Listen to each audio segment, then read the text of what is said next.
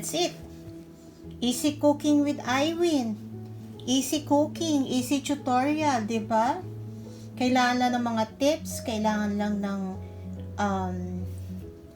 tamang way. Suggestion ko sa inyo yung mga iba-ibang ways para mapadali ang inyong pag-prepare ng mga dishes.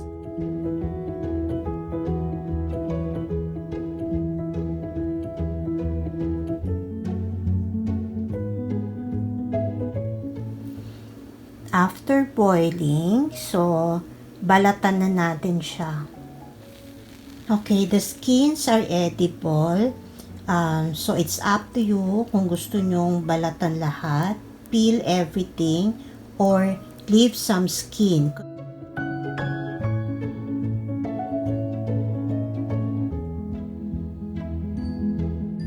So, ganyan. Ganyan ginawa ko. I left some skin para naman din, 'di ba? Pwede rin makain and also for color mamaya nung sa dish. So, slice na natin ang ating patatas. Sliced potatoes, kayo nang bahala kung anong gusto nyong slice na gawin. But, depende yan sa mood ko. So, ngayon, ganyan lang ang gusto ko. Mamaya naman, di na mamalata yan pag luto na. Or, gawa na. And, preheating my pan na kasi magpa-fry tayo ng bacon.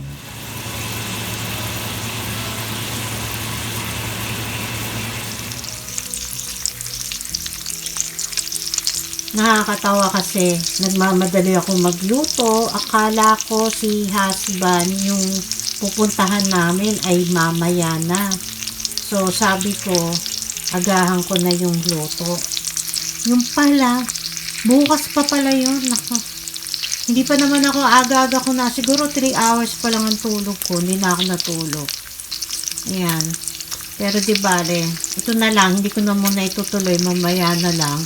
Hanggang bacon lang muna ako. So, these are the ingredients that I will be using today. My sliced boiled potatoes, the bacon, chopped bacon, green onions, chopped. I have sour cream, butter or margarine, kahit ano dyan, parmesan cheese. Pwede to na grated cheese na ha. But this is what I have and may gagawin ako dyan ngayon together with these ingredients. Okay? Watch lang po. Okay, so I melted my cheese, but if you have grated cheese, you don't need to melt it. Ito lang. Kasi para madali siyang ihalo. Tapos add some sour cream. Yan. Depende naman yan kung ganong karami ang gusto nyong ilalagay. Mutik na. Isang kamay lang kasi. Okay. Hahaluin ko lang ito. Tapos, start na natin ayusin yung sa pan.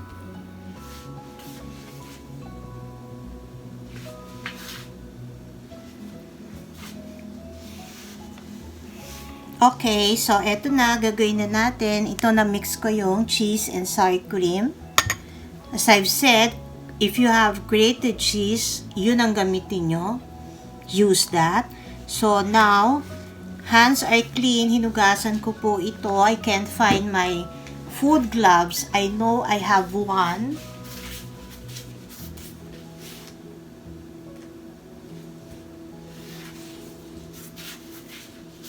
Pero yung tipong kailangan nyo, hindi yung makita. Okay?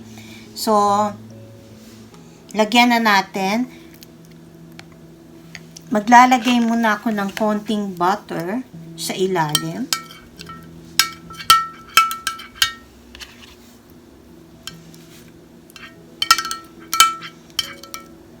Para hindi siya dry. Yung, konti lang naman. Tapos, lagyan nyo ng patatas. You can perfectly arrange your patatas or just drop it in your baking pan.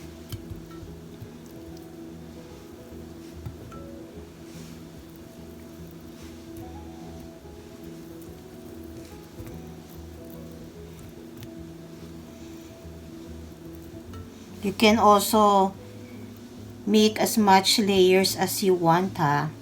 Tabi muna natin tong sour cream ko dahil meron naman ako nito. So, lagyan natin ng sour cream and melted cheese.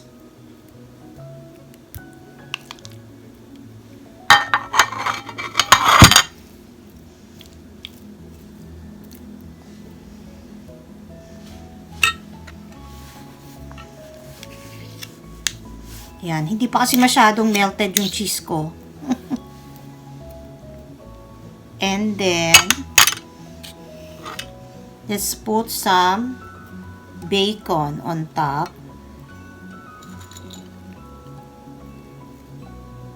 If it's very expensive for you to use bacon, then you can omit the bacon.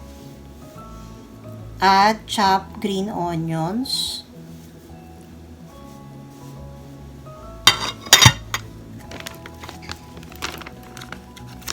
You can add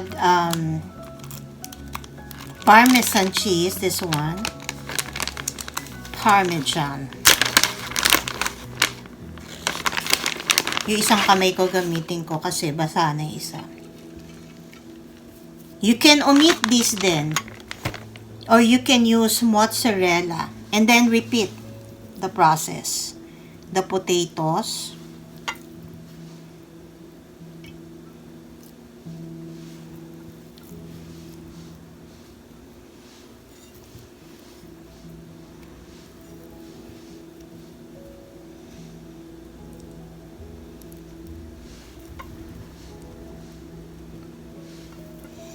My husband loves potato dishes.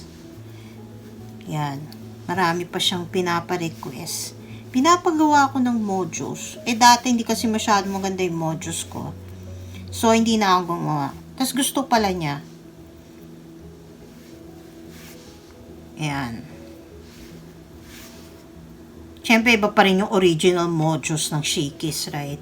Okay, mag-wash lang ako ng hands, ha. Sa ngayon, ihuhuli ko, this is my top layer, ha. Meron pa ako iba dito, pwede pang idagdag, pero baka kasi magkulang yung toppings ko. So, ang ilalagay ko na muna dito is yung lahat ng bacon. Meron pa akong bacon actually. Luto na. Kaya lang, baka ipaulam ko muna kay husband kasi hindi ako ready.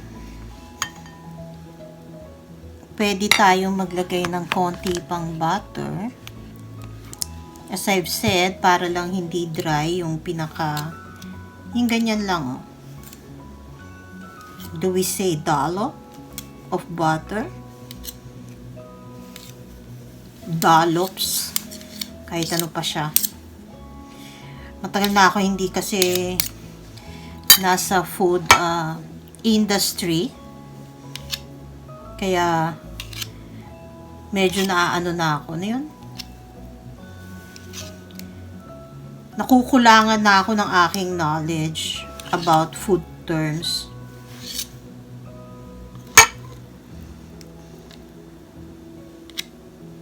Ay.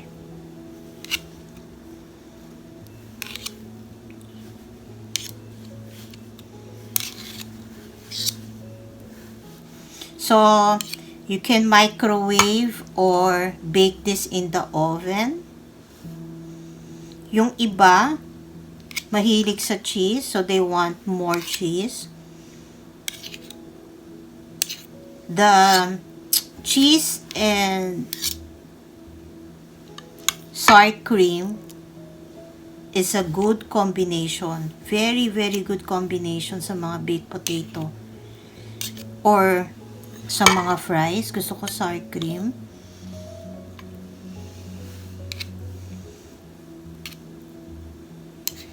Oh, tama lang pala yung aking ginawang sour cream and cheese. But, sisimutin ko yan. Sayang. Kung mapapansin nyo, yung binoil ko na potato ay yung iba parang bukas na, 'di ba? Nung bago ko pa siya i-boil kasi may mga nasira sa loob. Nagtataka ako kasi dati matagal kami bumili niyan. Yung matagal ko siya naka-stock, umaabot ng buwan 'yan. Nang okay pa, minsan meron lang siya syempreng yung nagkakaugat. Pero still maganda yung loob. Siguro yung batch na to na nasa Costco. Costco naman kasi kami bumibili pag maramihan na patatas. Kasi mura. Siguro yung yun di maganda. Hindi rin naman kasalanan ng Costco yun dahil hindi naman nila nakikita ang loob. Di ba? Lalo na kung same supplier. Yan. Tapos hindi na ako maglalagay ng parmesan. Okay na yon. Add ko lang to.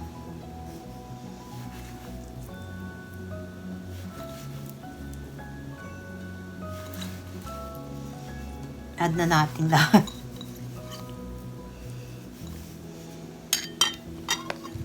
And then, bake natin.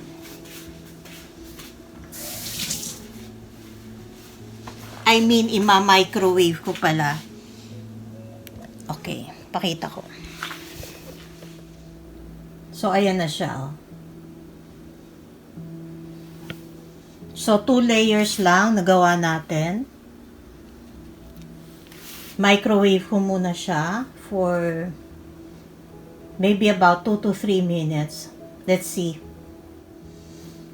So, this is done. 3 minutes in the microwave. Patakan na lang natin ng ground pepper because I forgot nga kanina. Yan. That's it. Thank you for watching, guys. See you sa iba kong mga videos. Don't forget to like, please, and comment.